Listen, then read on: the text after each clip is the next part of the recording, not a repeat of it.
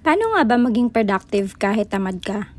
Ito nga pala yung time management and productivity hacks for lazy people. Alam mo yung feeling na ang dami mong gustong gawin pero tamad na tamad ka? O kaya gusto mong maging productive pero wala kang energy. Ang ending, scroll sa phone, nood ng Netflix, tapos isang araw na naman ang nasayang.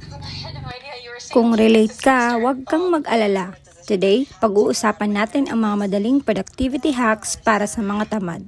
Yes, posible yan. Let's go! Ito yung hack number 1. Gawin mong mas madali ang magsimula. The 5-minute rule. Madalas, hindi ka tamad. Nahihirapan ka lang simulan ng isang bagay. Kaya try mo ang 5-minute rule. Sabihin mo sa sarili mo, gagawin ko lang to ng 5 minutes. Tapos pwede na akong tumigil.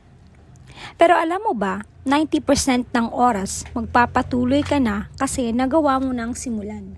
Halimbawa, kung tinatamad kang mag-aral, buksan mo lang yung libro at basahin ang unang paragraph. Kung tinatamad kang mag-exercise, mag-stretch lang muna. Minsan, yung pag-upo lang sa desk ang pinakamahirap na part. Hack number 2, the 2-minute trick para sa mga procrastinator. Kung may mga maliliit kang tasks na tinatamad kang gawin, gamitin ang 2-minute rule. Pag mas mababa sa 2 minutes ang isang task, gawin mo na agad. Bakit?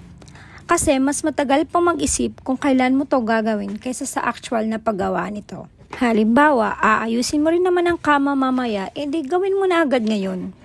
Hugasan na agad ang isang baso pagkatapos uminom. O di kaya sagutin agad ang email kaysa sa i-bookmark pa. Ayan, eto na nga ang ating hack number 1 and 2. At para updated ka pa sa mga susunod nating hacks, please don't forget to follow, like, share, and subscribe. See you in my next video!